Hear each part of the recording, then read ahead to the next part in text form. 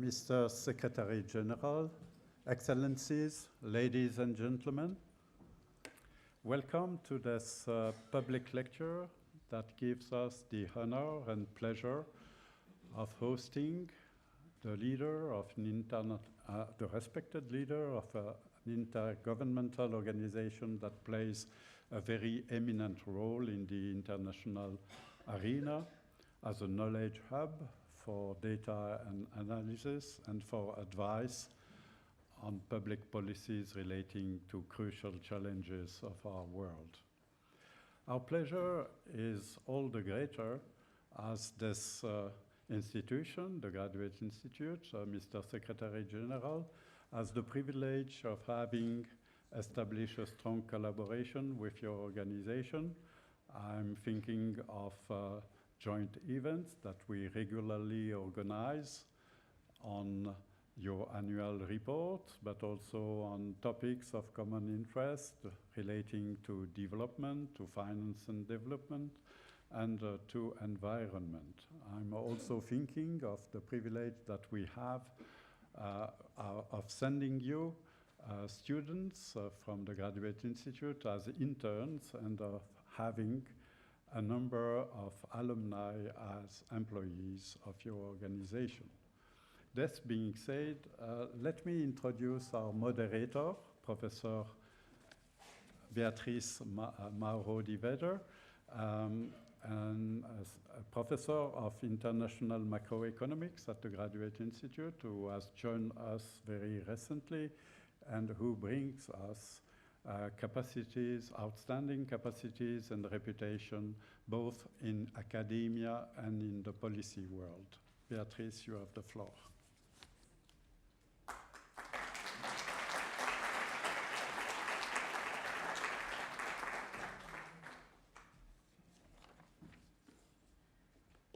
Thank you very much, Director Vira.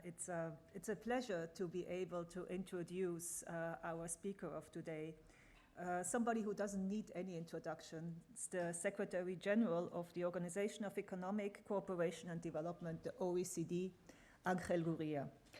We are really delighted to have you here, and it's the fourth time already that you're delivering a biannual climate lecture here at the Graduate Institute in Geneva.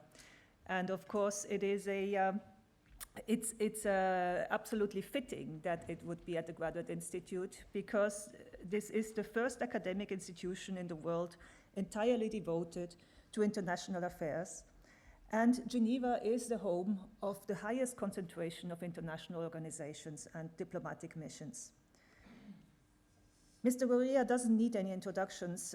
He has been the Secretary General of the OECD since 2006, and therefore is clearly one of the most solid pillars of the international community and of international cooperation. He had a distinguished career in public service in Mexico before joining the OECD, including positions as Minister of Foreign Affairs and Ministry of Finance and Public Credit. Since joining the OECD, he has firmly established this organization as a reference point in the design and implementation of better policies for better lives. So under his watch, the OECD has greatly expanded its reach, leading efforts in topics like the New Growth Agenda, including topics like women, gender, and youth, and has scaled up the contributions of the OECD both to the adoption of the Sustainable Development Goals and, yes, to the Paris Agreement on climate change. Climate is clearly in the news these days, be it the heat wave that has just swept over Central Europe and that some of you may also have experienced here, be it thunderstorms. Again, Geneva was struck by a very violent one very recently that even took lives. And other abnormal climate events are being in the news every day as we speak. And yet, is there a real sense of a climate crisis? If you listen to Greta Thunberg, then the answer is no. She says, I have learned as a young girl that we were doing something that would be irreversibly damaging our planet and our common livelihoods, and yet there didn't seem to be a sense of crisis. Where is the, late night meetings? Where are the urgent calls, depeches, measures? Where are the troops being mobilized? If this was a war, we would know it, but if this is a crisis, why is everything continuing as if there wasn't a crisis?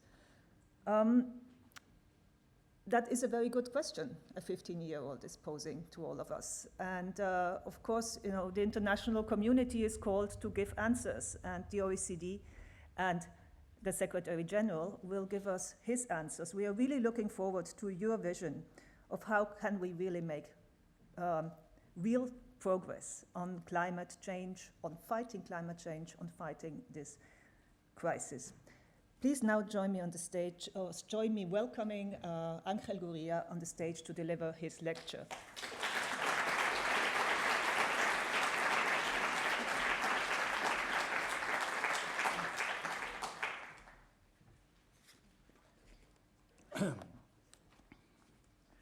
I always wanted to come to the Graduate Institute in Geneva, but as a student. So this is kind of second best, I'm delighted to be sharing with you today. And as was mentioned, it's my fourth,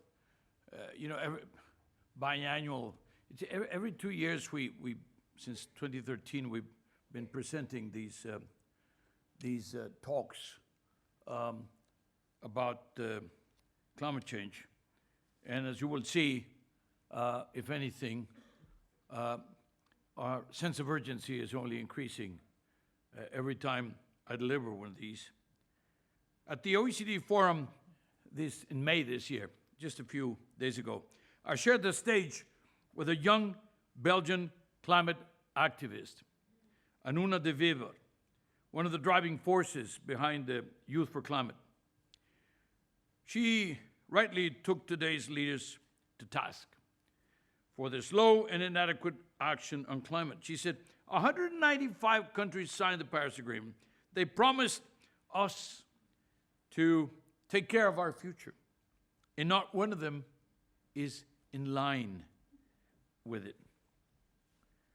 Her concern is shared by an increasing number of youngsters around the world, turning it into a growing tide of grassroots climate action. Movements like Fridays for Future, the School Strikes for Climate, and Extinction Rebellion.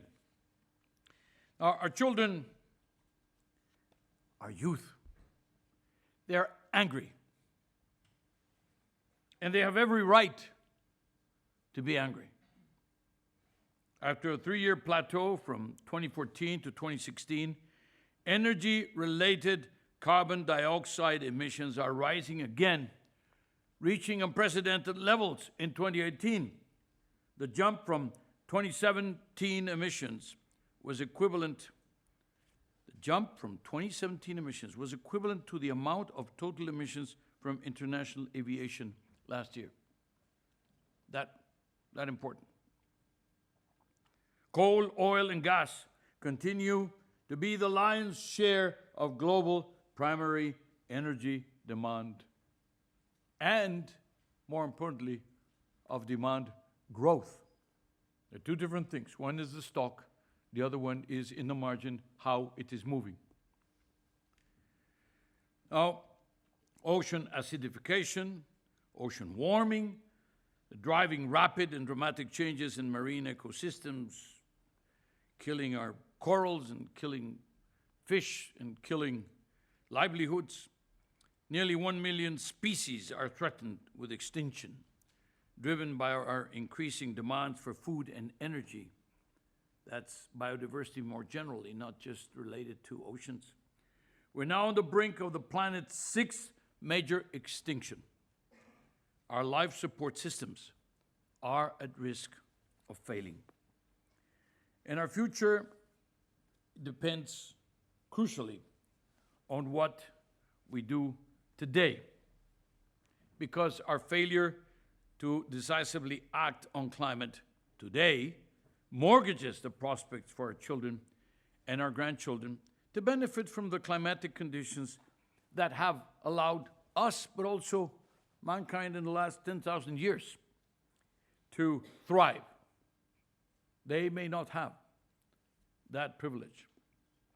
Our actions must have a keen eye on the future, as the investment and mitigation choices we make today determine what we will bequeath to our descendants. And we've already squandered precious time. Now, we're already living the consequences of climate disruption.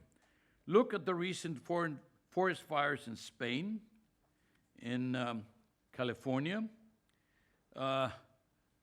Well, you mentioned what happened in Geneva only a few days ago, eh? You have to go no further. And we were talking about Guadalajara. Guadalajara is a city in Mexico which normally at this time of the year is about 35 degrees and very humid. And suddenly they woke up with 1.5 meters of hail. And, well, Paris last week. I'll go, you know, we're based in Paris, so luckily I was in Osaka in the G20. In such a radical moment, in such a radical, crucial moment, it's instructive to cast our minds back some 30 years. The Brundtland Commission report on our common future. That was simple, our common future. And what we say is today, reclaiming our common future. So we're following up on that. And that landmark report set out a global agenda aimed at placing the environment squarely in the center of political decision-making. It recognized the fact that human well-being is the ultimate goal of both environmental but also developmental policies. That if it does not translate into well-being, it's not worth more than the paper it's written on. A generation later, this call for a spirit of collective responsibility resonates more than ever. If anything, because we know so much more, and therefore we can no longer ignore the issue.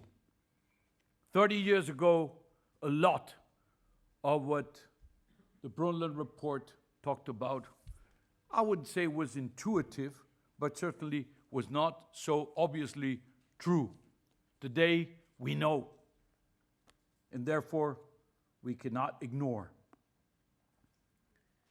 Now, progress is possible. In the 6 years since I gave my first climate lecture in 2013, we have seen encouraging action taken by some OECD and partner countries to combat climate change. The UK just achieved a record 14 days without coal-fired power, the longest stretch since the Industrial Revolution. And the UK is legislating to end its net contribution to climate change by 2050. So by 2050, they'll go, you know, hopefully coal-free, and there'll be, you know, Costa Rica is on track to become the world's first carbon-neutral nation. New Zealand has banned new permits for offshore oil and gas exploration. Norway is dropping fossil fuel investments from its national pension fund. It happens to be the world's largest pension fund. It's close to $1 trillion. And, well, they've said no more investment in fossil fuels or much less coal. The new, and by the way, they're redirecting towards renewables, which is doubly positive. The new Danish government has pledged to actually upgrade their targets. And by 2030, they want to go from the original 40% promise to 70% below the 1990 emissions. So they originally, you know, the government committed to 40% reduction compared to 1990, and the new government say, no, I'll go to 70% reduction. Very encouraging. This is a government that basically just took office in Denmark a few days ago. A number of cities are now using 100% renewable energy, but still, it's interesting. Burlington, in the US, Yakushima in Japan, Dobbiaco in Italy. I mean, these are small places, and they don't necessarily mean that the whole world is moving in this direction at that speed.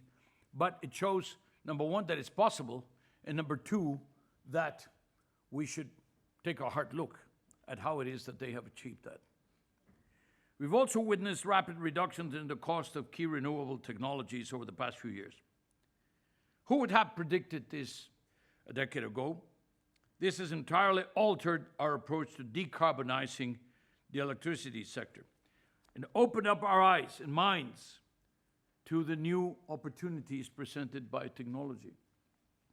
These achievements, however, are being thwarted by some developments, by some very worrisome developments that amount to a slowing down or a reversal of climate change. In the US, oil and gas production with fracking are being ramped up. They will, of course, soon withdraw from the Paris Agreement because they give notice and there's a time that has to pass. Canada is seeking to expand its carbon-intensive oil sands industry. Australia just approved the construction of a new coal mine, which could become, by the way, the largest coal mine. And Mexico has announced plans for the construction of a new coal power plant, a large refinery. In Brazil, logging in the Amazon rainforest is accelerating at an alarming rate.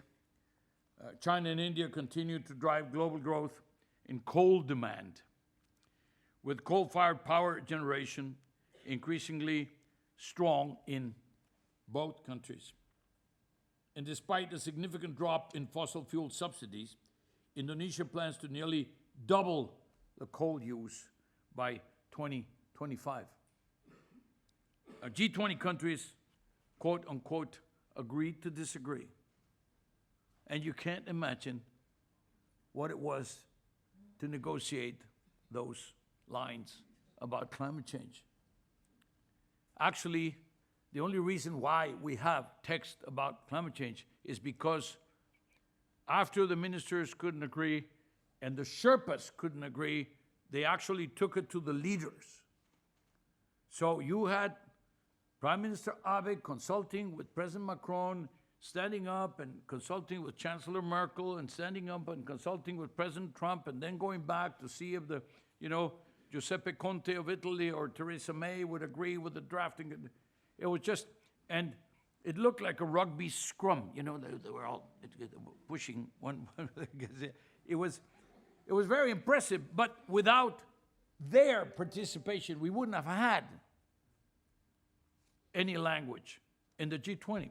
And imagine if suddenly the G20, which was created for other purposes in the crisis, etc., but suddenly in the problems of today, if the G20 does not come up with some language about climate change. It's like you say, you're ignoring the single most important intergenerational responsibility that we have today, and you can't even agree on the words that you're going to use. Well, we came pretty close.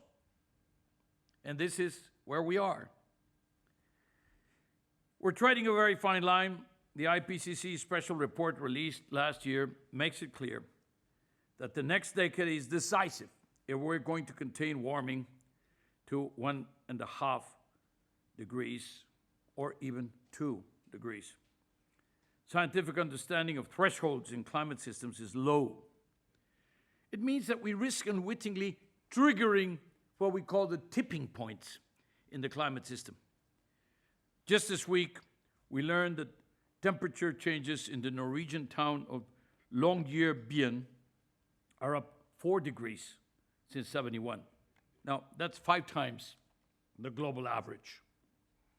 But it also just leaves behind any computer simulation. So even the theoretical part is, reality is just overwhelming.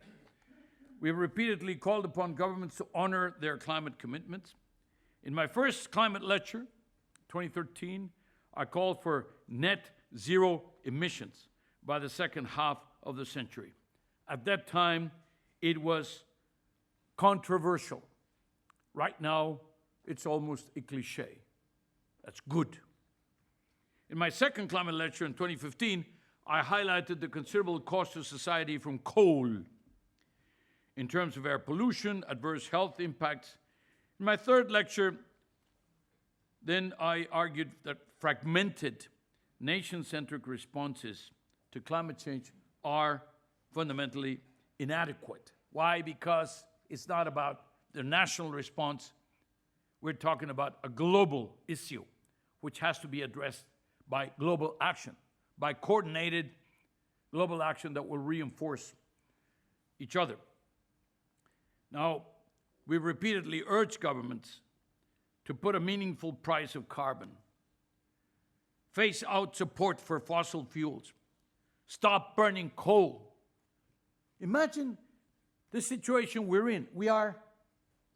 We're fighting against emissions, and we are giving hundreds of billions of subsidies to fossil fuels. At the same time, so we're undoing with one hand what we're so hard at work doing with the other. Yet carbon dioxide emissions from fossil fuel use are accelerating. We're losing the battle.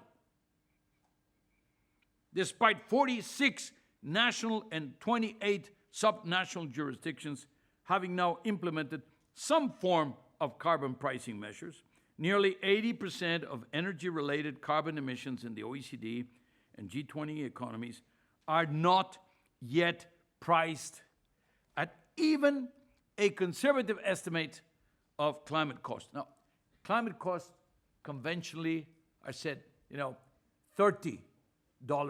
Is it, Anthony? $30 per ton of avoided CO2 equivalent. So that means, if you emit a ton of the stuff, that should cost you, or you should pay, or you should do something. And the idea is that you put a tax on the thing. Now, my very scientific formulation throughout the years, and it's not just in the last few 2 yearly meetings, but when I first learned about this, I asked the scientists and all the experts, and I came to the conclusion that my best formulation was put a big, fat price on carbon. That was the scientific formulation. And I've been going around repeating this and saying this because it basically suggests that, and because they're good examples, Sweden has 100 euros plus for some types of emissions, not for all, by the way. And then we have places where we're subsidizing it, and then we have this ETSs, these trading schemes, which the Europeans continue to insist on doing, which never give you the level of the 30, much less 30 plus. Now, we had a very promising development in France, and they were going to start with 30, and then it continued to rise, and then, of course, the Gilets jaunes appeared, and they stopped the process. It's one of those things, realpolitik also have a role here. But despite strong progress on renewables, fossil fuels continue to dominate our energy mix.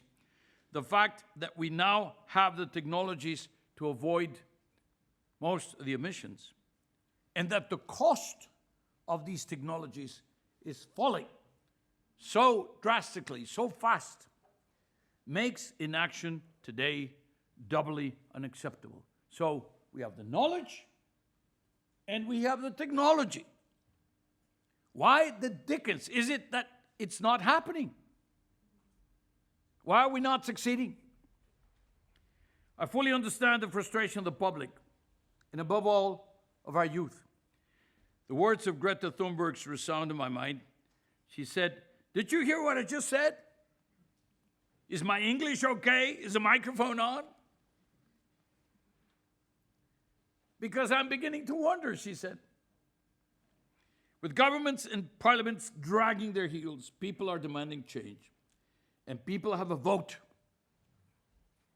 Or, in the case of the youth, they will have a vote very soon. Much sooner than the politicians realize. And it's going to, well, already blow up in our faces. We just have to take a look at the results in the European elections and how the Greens, and I can tell you, the Greens are as diverse ideologically, politically, as they can ever be, but they have that one common thing, which is they want to save the planet. And, well, we have seen how important they are. They're not only demonstrating that they're a rising tide of awareness, but they're also showing political muscle. And that is a price that politicians will pay if they do not heed the call. Now, so be it by political conviction or electoral convenience, leaders need to think big, but they need to act bigger. Al Gore recently said, quote, "Our economic systems require a fundamental upgrade towards sustainability," simply because they're not today. It's pretty straightforward. On both the environment and the social front, they're not sustainable. We're at the brink of the precipice, and it is time to reclaim our common future, a future that offers a seat at the table for all nations, all members of our societies, future generations alike. Now, we are heading towards the UN Secretary-General's Climate Change Summit in September and towards a COP25 in Chile in December. I'd like to address how, or at least some ideas about how we can use these opportunities. At the OECD forum, I was talking about Anuna de Weber. She asked governments, "Where's the plan?" Pretty straightforward question. Where's the plan? Well, we should continue to call on governments to implement core climate policies. I mentioned the big fat price on carbon, phasing out fossil fuel subsidies. But we need to do more to create political momentum for change. So, putting people at the center of climate policy, pursuing environmental justice within and between countries, and ensuring long-term prospects for future generations. Now, let me tell you a little bit about the idea of putting people at the center of climate policy, because it seems obvious, but it's not. It's not happening. Strong climate action is essential to human being, but also to equity. Many governments face barriers to effective and ambitious mitigation action because of concerns over their impact on affordability, competitiveness, and jobs. Sometimes I think they forget that not acting on the problem, on the issue, on the challenge, is going to be a lot more expensive than the short-term costs they may incur in terms of certain sectors that may be affected. So if there's one big message that we should take away, it is that just like any comprehensive well-being agenda must feature strong climate action to underpin human quality of life and equity, we have to put people at the center of climate policy to ensure equitable outcomes. And this means across countries, across communities, individuals, but mostly it means among generations. This is an intergenerational responsibility. I would say it is the ultimate intergenerational responsibility. Now, it means in practice, transport, and it means that we have to take into account what it will mean going forward to with increasing number of cars and not enough infrastructure being built, sitting for hours and hours and hours and days or weeks in our lives in traffic and then just polluting and polluting and polluting, and the millions of deaths and the economic impact of the health results and of these losses of life. Now, it's also a question of where are people? Well, in the OECD countries, they're mostly in cities. Now, a number of cities are taking over their own thing. They're not waiting for the national, they're going local. Oslo removed the remaining 700 parking spaces in the city center. There are no more parking spaces. Don't take your car to the city center of Oslo. Pedestrians, cyclists, public transport instead, they're taking over. Similar shifts in Madrid, Paris, London, Mexico City, Athens, all with the aim of reducing CO2. New Zealand is a front runner in bringing well-being into the forefront of policymaking. What has happened in New Zealand is that they took the whole idea of well-being and they planned their national development programs around the well-being concept, the SDGs and other well-being measurements, including, very importantly, the question of the environment and climate change. We will, we've actually already produced something called the OECD Wellbeing Framework. And we're also going to produce in the next few days climate change mitigation through a well-being lens. Both are looking at this question of the well-being, and we will contribute this to the UN Climate Summit next September. Again, this is an effort by Secretary-General Guterres, who said is putting a lot of his political capital into this effort to say, well, 2020 is when we start. 2020 is the first year of the new era of the Paris Agreement, of the mechanics of the Paris Agreement, the cycles of 5 years, setting and resetting of the targets, etc. So let's prepare now in 2019 in the summit so that we take off in 2020. So, and of course, the well-being is the ultimate, as I said, the ultimate measurement. But there's also a question of climate justice within and between countries.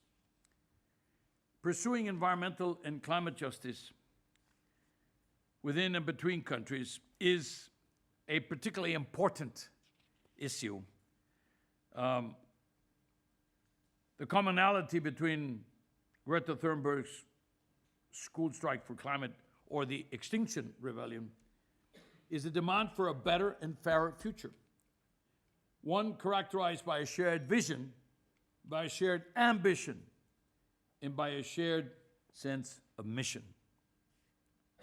And of course, all this put together in a joint front to combat climate change.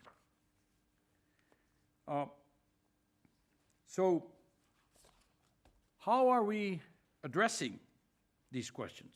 Well, it's often said that if we pursue aggressive climate policies, we can affect growth or jobs. And I have some numbers here which my colleagues have provided that say that compared to globalization and digitalization, which are really driving changes in the labor markets, you know, the question of fighting climate change has practically no impact. Some of the numbers. Job loss due to factors such as economic downturns or structural change affects around 2 up to 7%, from 2 to 7% of employees every year. Total job reallocation due to the introduction of global carbon taxes of, say, $50. So it's, you know, above the threshold. $50 per ton of CO2 would be 0.3%, 0.4%. So you're talking about, you know, maybe 20 times less. So again, let's do away with the myth, or let's not accept the myths that they're throwing at us, because there is a reason why, with all this information and all this technology, we are not making enough progress. And that is because the powers that be are resisting. And they're saying things like, we're going to lose jobs. So far-reaching mitigation policies can profoundly affect those regions where carbon-intensive and extractive industries count. But the question is, what is the cost? Again, countries are going to have to pay a very high cost. Future generations are going to have to pay a high cost. And the problem of the next election is that they happen next week or next month. And then saving the next generation doesn't give you too many votes. The people that you're going to save don't even vote. Some of them are not born yet. So, in thinking how to deal with this challenge, remember, we're not starting with a blank page. Reform to housing policies have been there for some time. Active labor market policies, job searching, training, entrepreneurial training, skills. Germany is phasing out coal power plants by 2038. Is already drawing on past experiences to plan for worker retraining. You know, there are many good examples that we can take, that we can use, and that we can pass on. The organization of the OECD, we can help in passing on the conveyor belt of these policies to countries that are our own members, but even countries that are not our members.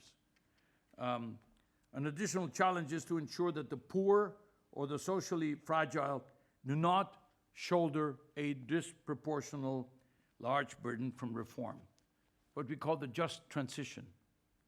Again, we are charging, ideally, we should charge 30 minimum, but by this time 40, 50, approximating some level of tax on carbon emissions that will change the conduct.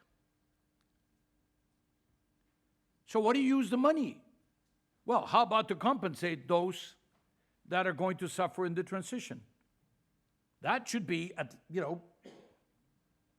logically, the first thing to do. Why? Because if there's an important enough cohort, that means, even for practical purposes, very cynical purposes, they're gonna be a source of pressure. But if you think in terms of ethics and in terms of morality, it's a duty that we have to compensate them. Now, we're talking about a lot of room here. If we only would go for all carbon emissions to $30, I already told you that 80% of the emissions do not arrive to $30. But I did not tell you that about 60% of the emissions are not taxed at all. So just by putting a tax that is how much emissions cost socially to compensate, we could double the percentage from 1 to 2% of GDP and we could cover those that are affected, but at the same time, we could do a lot of policy work with this. It's also, as I said, within countries, yes, but how about between countries? And there comes the question of emerging and, developing countries. Even within developing countries, there are degrees of development and degrees of wealth or need. And then, of course, between the developed countries and the developing countries in general, and what we're going to be doing about it. The OECD's most recent estimate showed that public climate finance from developed to developing countries increased by 44% in the last 5 years. That's good news. We believe it's close to 55 billion, but the numbers one gets bogged down in these numbers. Basically, we are using, it's grown by 44%, which is good. In line with the trajectory published by the OECD when we put these numbers to the Paris Agreement and made it possible for the Paris Agreement to actually happen. So it looks like if we add more private sector financing to the already, well, I would say good numbers on contributions from developed to developing countries, we may actually get to a pot that will allow the poorest countries to take on the climate measures.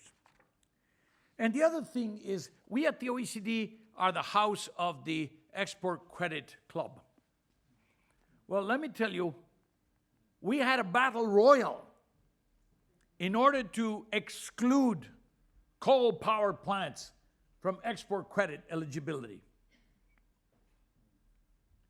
And we basically failed to get them all out. There was some kind of qualification. Some of the exporters basically said, okay, but the ones that work with clean coal, again, every time you hear the word clean coal, it's just that it's less polluting than the worst alternative, but there's no such thing as clean coal. Normally, there's no such thing as clean coal. But, these are the countries, these are the governments. These are the financial representatives. So they wanted to continue to export our hardware and to finance it, even if it produces, by the way, nothing they would accept in their own countries.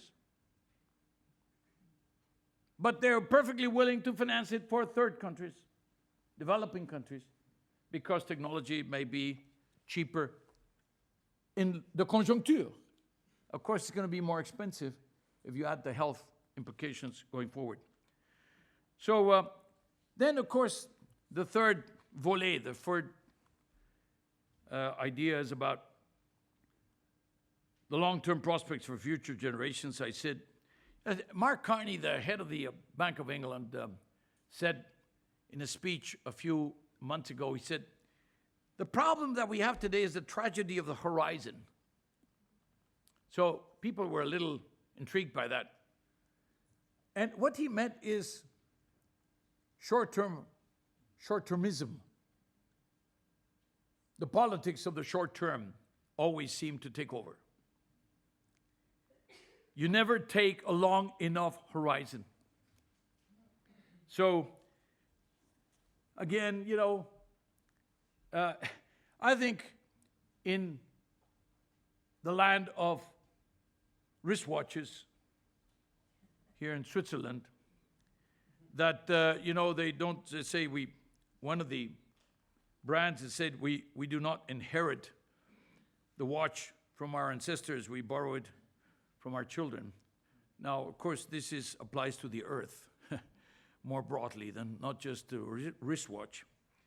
But it is, as I said, about intergenerational responsibility. It's about strategic planning. Now, 193 countries committed, signed, delivered, and ratified Paris. Do you know how many of them have delivered detailed medium and long-term plans to comply with their goals? How many of the 193? 12. 12. And it says a lot about the problem we're in, because the first thing you need to do in order to implement a policy is to have one, rather than just a target. Then you need to put in place a policy in order to get to the target. And only 12 countries have come up.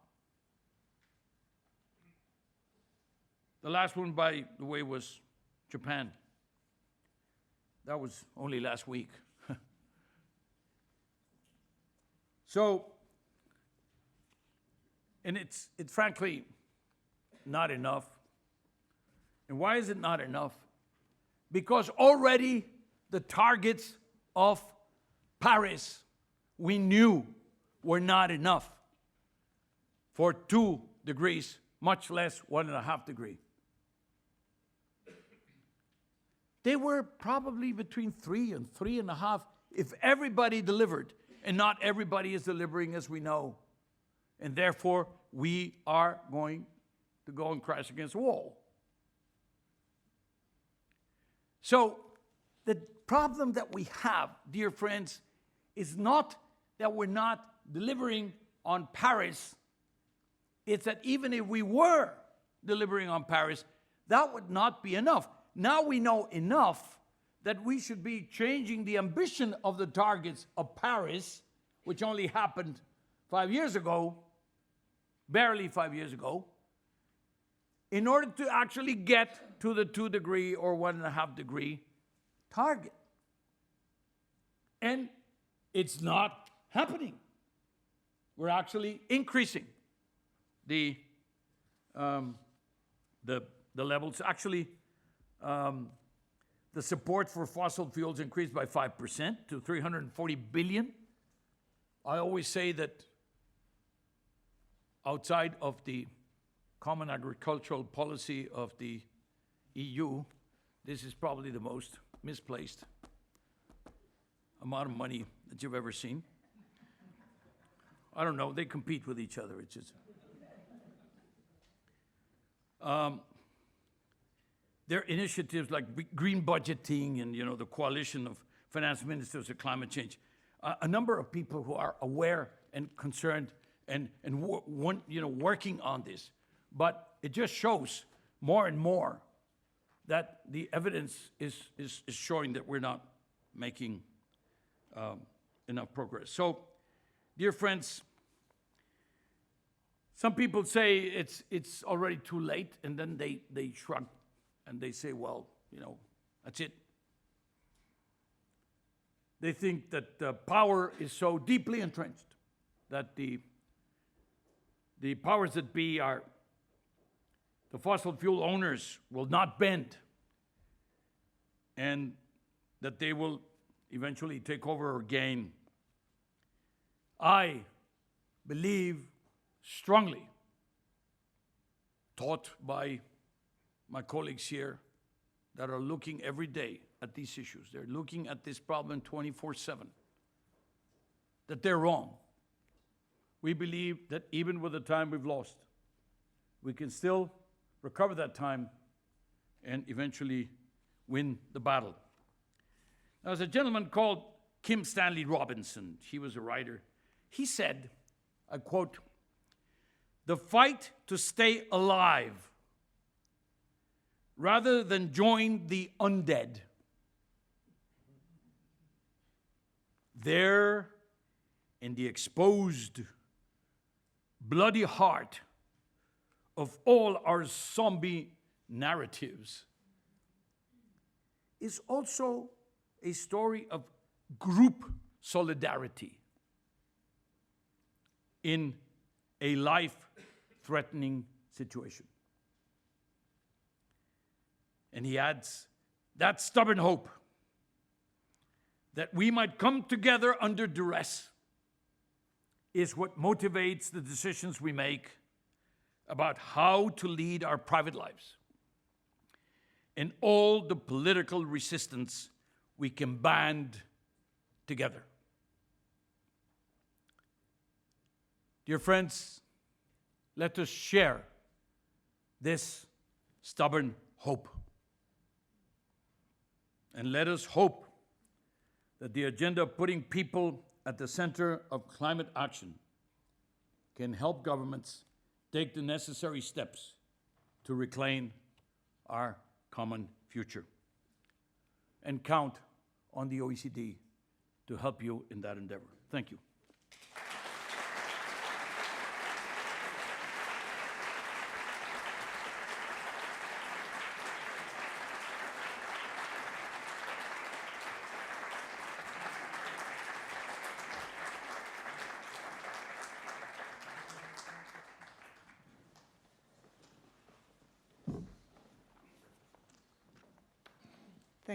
Thank you, Secretary General. This was clearly very impressive and a little bit depressing at the same time.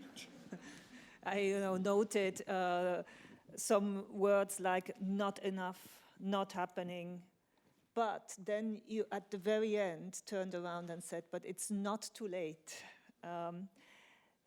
We can win the battle with zombie solidarity.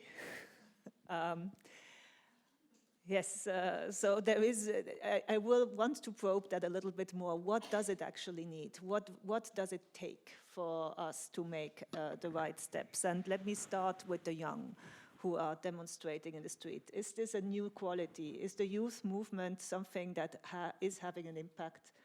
Are policymakers, in your experience, listening there? I mean, I can tell that something is different when I talk to friends of mine and they talk about not, yellow vests whom they don't know demonstrating, but about their children. Yep. And that does seem to be a different quality, but is it having an impact?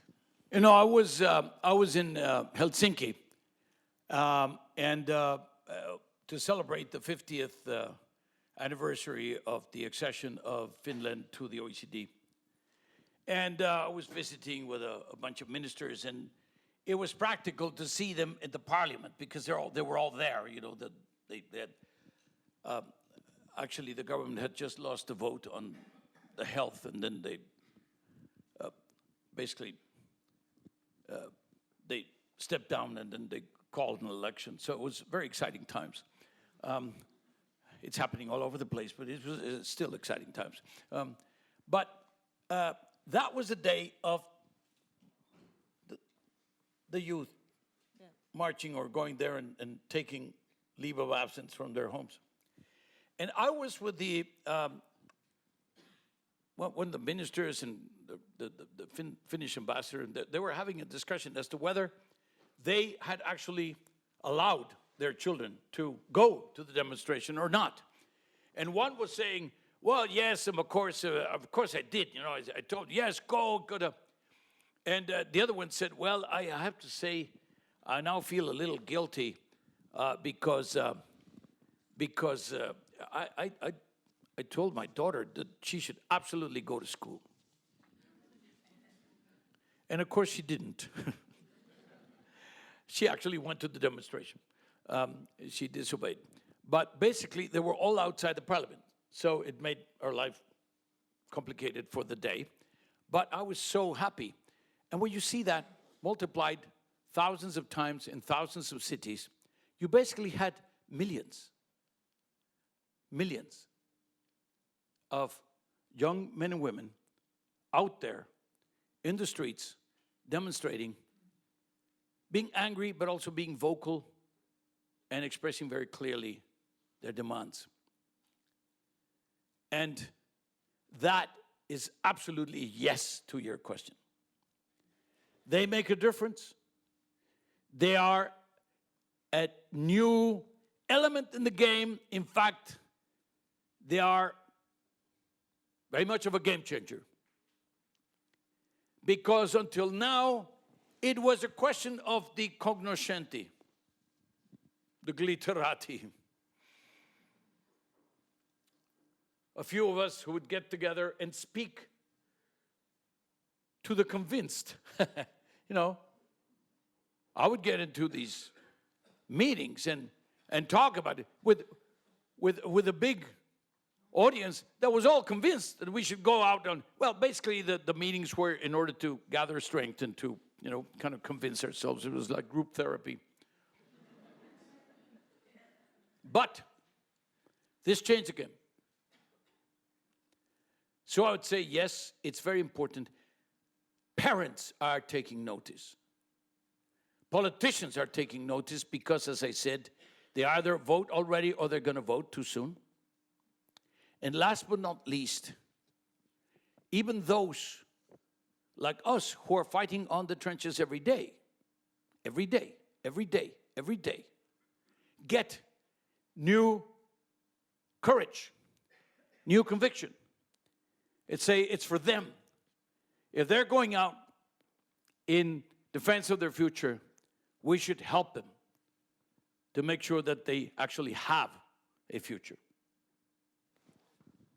So you described, however, also at the same time very vividly how difficult it is to get even, you know, the most illustrious group of countries, the G20, to agree on language. And we're talking about something happening last weekend, not 20, 30 years ago. So obviously, you know, your call and what you've been saying, that it's very difficult, is well illustrated once more. At the same time, you are heading the club of the richest countries in the world. What can the OECD do concretely? Well, let me perhaps contradict the notion that we are a rich man's club, because it's led by a Mexican, so that denies the whole logic of the rich man's club, you know. We have, you know, we're 130 million, of which 52 million are poor in Mexico, so we're not a rich man's club.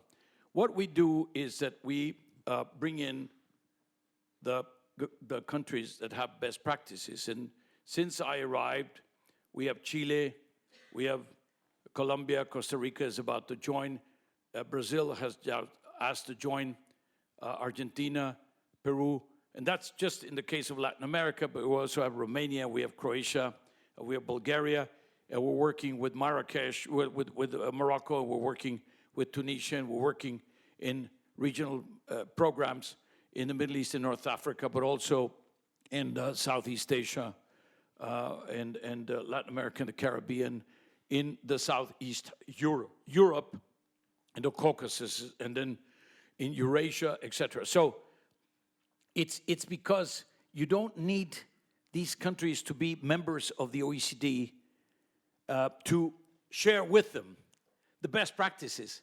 And also because all our committees, where all of these policies are discussed, are open.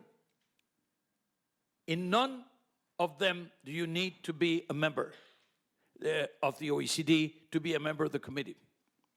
So if you're interested in anti-corruption, you can join our anti-bribery convention without being a member of the OECD and practice the good things about.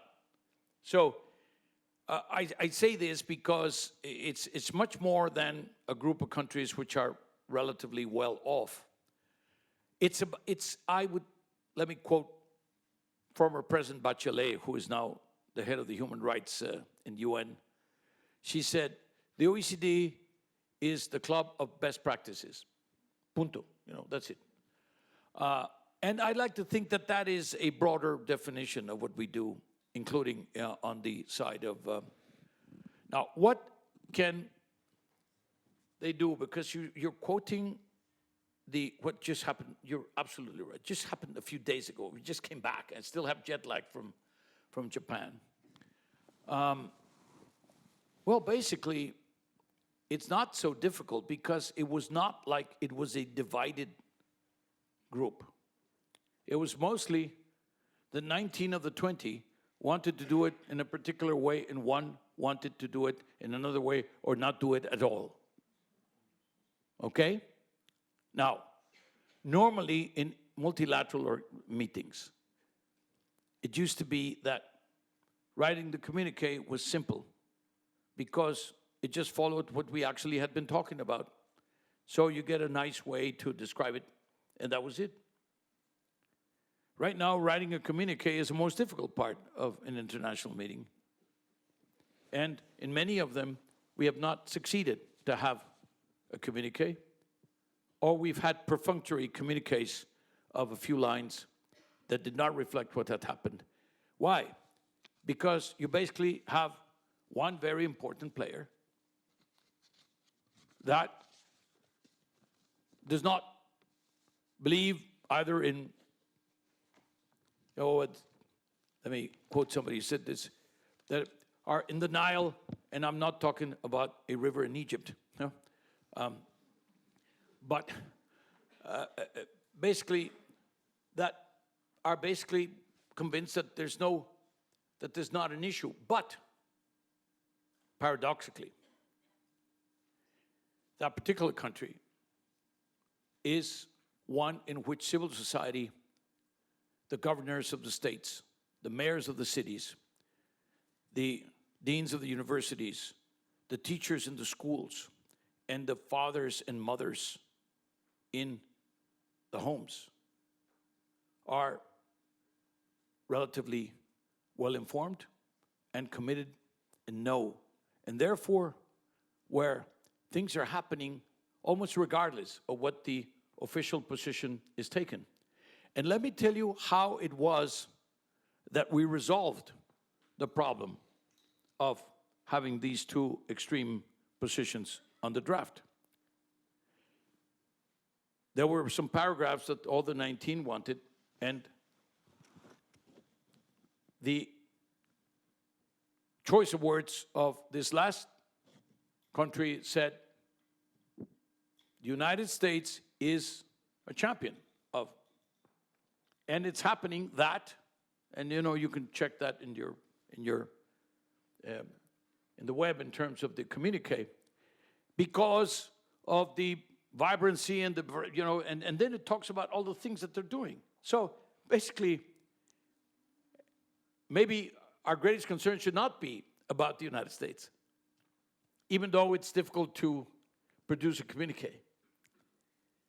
But there is a problem, and that is that a growing number of countries are using the excuse that the United States is not committed to the goals, or in fact is actually leaving the Paris Agreement, in order to then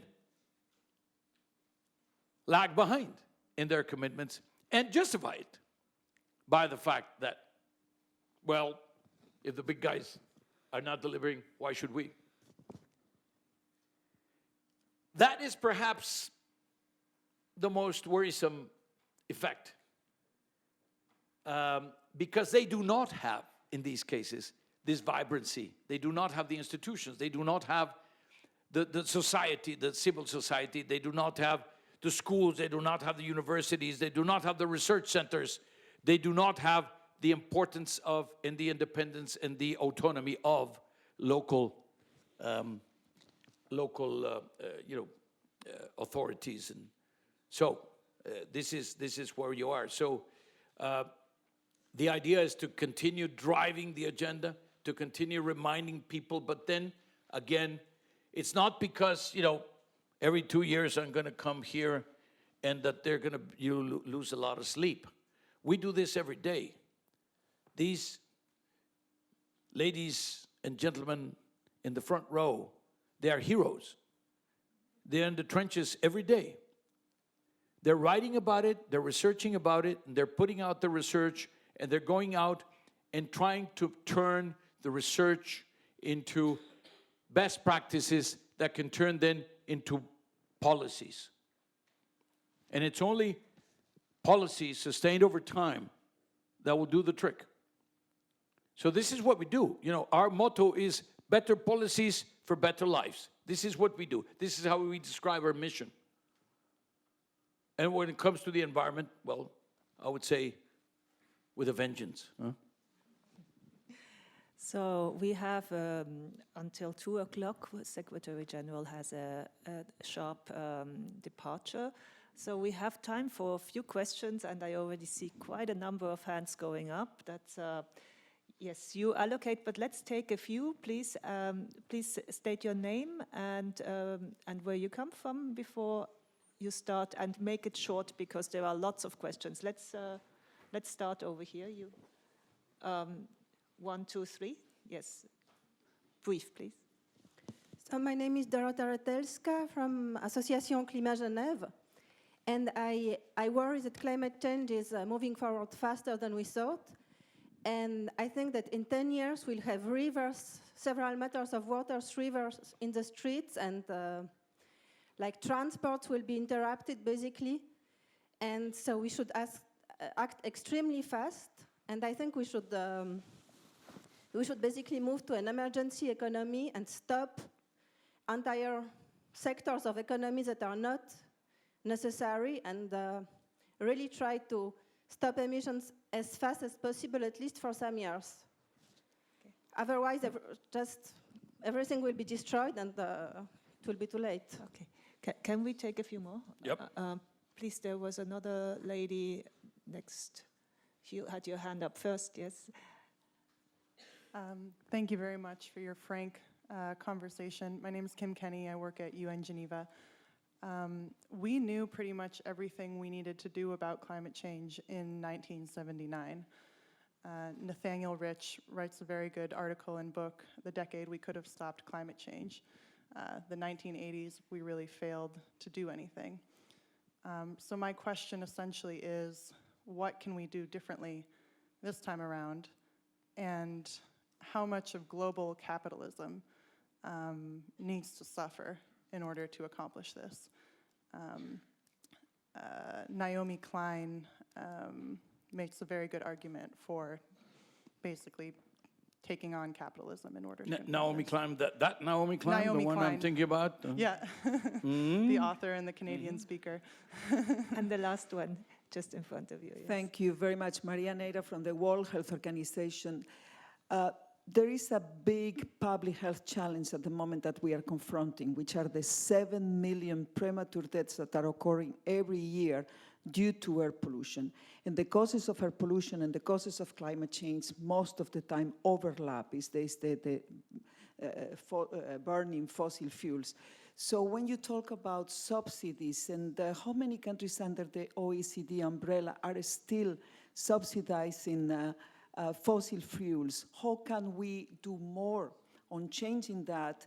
And something a little bit provocative, do you think that those subsidies, we could convince the richest countries, the ones that are the ones proposing better policies and setting a little bit example, we can use those subsidies to support the health that is at the moment affected and harmed? 7 million deaths is costing us as well between 2 and 4 billions and almost 4% of the GDP of the countries to look at the health consequences of that. So that's my question. Thank you. So can you... Let me start by this last question. Yes, you talked of 4 to 7 trillion. Well, there are only about, I think, there are only about 3 countries that are worth more than 5 trillion in their GDP. So you're talking about huge amounts, huge amounts. You're talking about, and the fact that you're talking about millions of deaths. Some calculations talk about 5, some talk, and that you project. I doubt very much that you can project something like how many deaths, because if it's a linear projection, one can understand, but the problem is there's going to be a political economy question. And, but when you come from the World Health Organization and you see that notwithstanding the very dramatic evidence that people continue to die, or more people continue to die, or more and more people continue to die because of the bad air and the bad, climate, then you realize that perhaps because it is happening in kind of slow motion and happening in places where it's not very dramatic, then perhaps we should, ourselves, get together to dramatize the impact. And frankly, because if we get together and we join forces, I think we can multiply our message, but also we will be much more difficult to ignore, simply because of the strength of things. So I would say that, now, let me, so yes, the answer is yes. I mean, subsidies, as I said, we believe are about 340 billion or thereabouts. It used to be 500 billion, now we've improved a little bit, but the debts cost trillions. Because, it sounds a bit callous to be talking about how do you evaluate a life. The problem is the way the methodology to calculate lives, as you know very well, is that we calculate how much people are willing to pay not to die. And that is how we calculate the value of a life for a person. And then we multiply it by the number. These are rather, well, say, arbitrary methods, if you will, but they are the only ones that we have in order to calculate how much there is a cost. Because then you say, well, life is priceless. So every single life is just, priceless, period. So then you can't work with the numbers. But we do work with numbers. No, I mean, we do, because we have to take a look, and we have to also tell the governments what's going on. But the problem is not just that, because we never argue with governments openly about whether they want to avoid the cost of trillions or not. Basically, everybody will agree with you. The only question is they're not doing enough. And when you see what's going on in many of our very large cities, mostly in developing countries or semi-developed countries, and you see that sometimes it's very difficult even to breathe, or to suspend school or whatever, then you realize that. Now, already by '79, we knew everything about climate change, and we didn't do very much. And then Naomi Klein said that, what about global capitalism?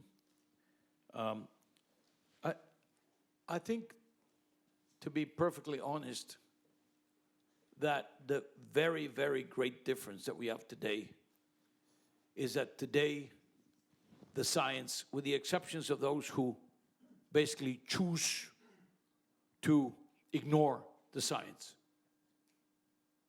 which are fewer and fewer and fewer, the science is so brutally obvious and so brutally known, and becoming more and more and more translated into simple words, and the omissions or the lack of action, the inaction, is becoming so obvious, and we're seeing every day.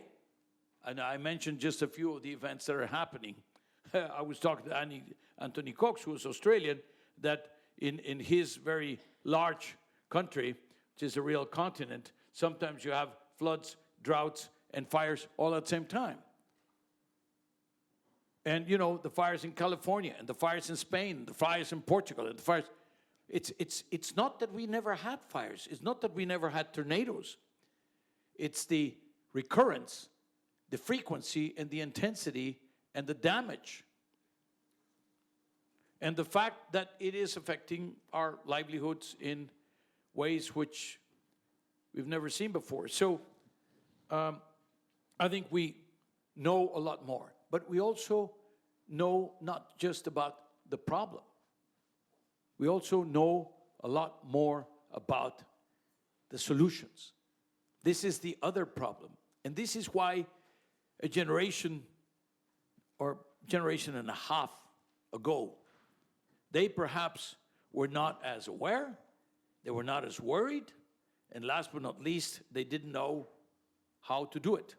Today, there's absolutely no excuse. And now, one of my colleagues here was always saying, and I bring Naomi Klein again into the picture, he said, is our pattern of consumption sustainable? That means, is our way of life basically sustainable? And the answer is no, it's not. Now, can we do something about our way of life without necessarily degrading or deteriorating the quality of our life? And the answer is yes. And again, we now know more about how to address not only the consequences, but also the sources of climate change, and still maintain a quality of life. Why? Because we should be willing to give something in exchange for having a public good, which is a good that is shared by all. That is to have good climate, good air, breathable air. And you know, if you live in Switzerland, in Geneva, it's a little complicated to understand until the thing comes in and hits you and, you know, takes away all those beautiful masts of all those yachts, you know? And then you became a little bit more aware, huh? But to those that are not only aware, but also willing to do something about it, the question is, in our way of life, what is it that we can do? I mean, can we do away with plastic straws? I mean, I just tell you a very simple, almost silly question. Why are we dumping thousands of tons, you know, millions of tons in the ocean? And why are there going to be, by weight, more plastic than fish in the ocean in 3 decades? I mean, think about it. Now, again, it's almost become a cliche. We're now so used to it. There are going to be more plastics than fish, and we say it almost like a joke. It's a bloody tragedy. Because by the time we've lost all the corals and all the value chain that depends on the oceans, and God knows how many species in the oceans, but also outside of the oceans, or that depend on the ocean indirectly. So we're losing the planet, is what is happening. And perhaps we could have done more about it 40 years ago, but we didn't. And then the question is, as you mentioned, it's never too late to do the right thing, although the resources that we will have to dedicate to adaptation. You know, when this whole thing started, it was all about the budget for mitigation. Mitigation meaning how to reduce emissions. Gradually, the culture grew to account for the fact that the impact of climate change because of inaction was such that we now had to deal with the consequences, with the damage or with the impact of that, rather than just trying to avoid. And the problem is that it is becoming more and more and more of the balance, and the resources, which are always limited, are having to be dedicated more and more to the short-term consequences. I remember when I arrived at the OECD, we were reminding this morning, there was a young lady called Jean Kofi Morlot, who had written a whole a book about who was going to go under the water first when the sea would rise. And there were quite interesting cities like Miami, pretty well-known, pretty large cities that were in the list. And this was 15 years ago or something like that. I don't know, you speak under Anthony's control here, but I have to say that, again, perhaps we didn't know enough then. Then let me take some exception to your approach. Stop entire sectors now, because otherwise there'll be tremendous consequences.